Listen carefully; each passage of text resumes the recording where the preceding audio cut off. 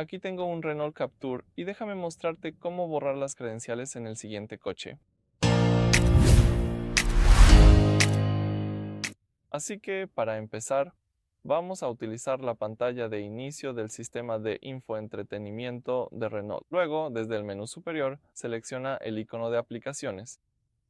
Después, todo lo que necesitas hacer es seleccionar la opción de Ajustes, así que desplázate hacia abajo. En mi caso, los ajustes son la última de las siguientes opciones. Y ahora, de toda la lista de ajustes, debes seleccionar la opción de seguridad.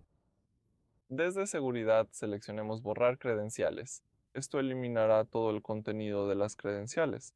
Si estás de acuerdo con esto, simplemente toca Aceptar. Y el almacenamiento de credenciales ha sido borrado. Así que todo salió bien. Gracias por ver el video.